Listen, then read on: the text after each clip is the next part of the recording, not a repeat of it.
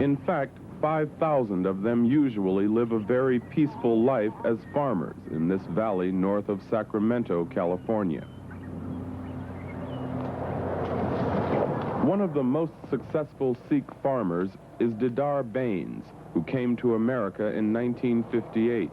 He has found his peaceful life disrupted by the events in his homeland. Now everybody got really pain, really feeling. Everybody like know what's going to happen, what we can do. So yes, everybody really understand, and this happen make really everybody get together more closer. You know, somebody like would get the death in the family, you know. That's the same kind of thing in our community, all over the world.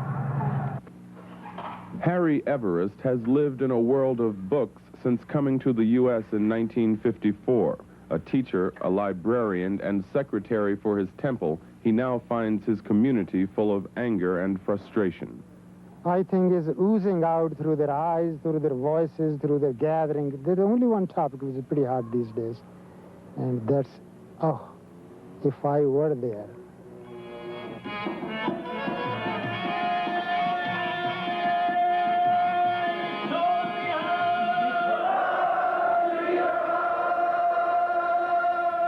Although life has been quiet for Sikhs in America, they have not forgotten their religion's strong tradition of self-defense, of fighting for their rights.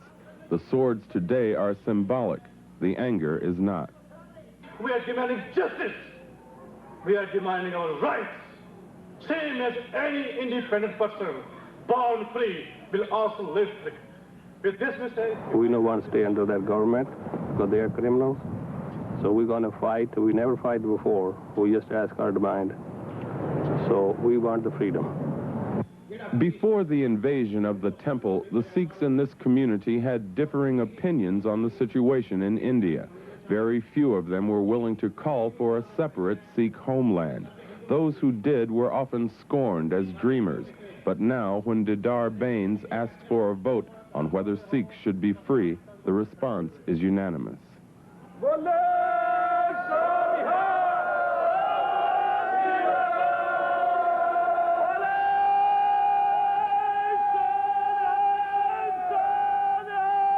People are united here for a cause. People have different opinion they should have in a democracy. But when it comes to the issue at the moment, they are one in body, mind, and soul. The community is united but anxious. They carry on their day-to-day activities, like this free lunch where wealthy farmers and workers eat side by side as a symbol of their caste-free society.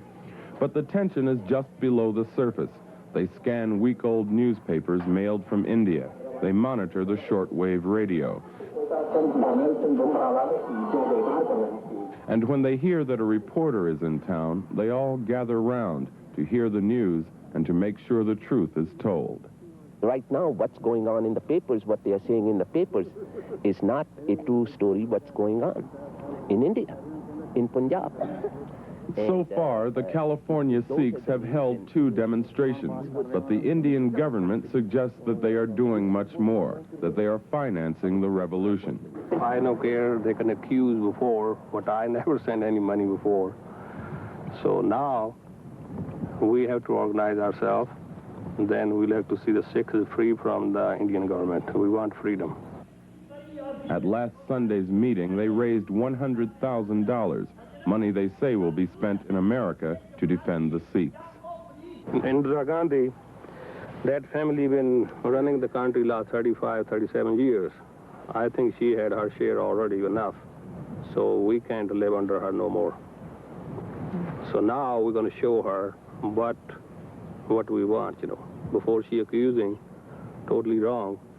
But now she can accuse, she can say whatever she wants. Now we teach her how to get the freedom. I really mean it.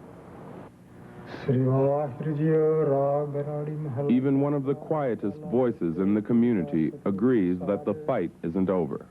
I used to be admiring the Christianity and still do that, offer the other cheek. Beautiful. But remember one thing, that nobody has two necks. You can't offer the second neck. When any government or any opponent of yours want to destroy your faith, your family, yourself, and then you better stand up for your conviction and be counted. In an address to the Indian nation last week, Prime Minister Gandhi expressed regret over the assault on the Golden Temple of Amritsar, but she said it was necessary to root out Sikh terrorists who were attacking Hindus in the campaign for self-government. Things were quiet.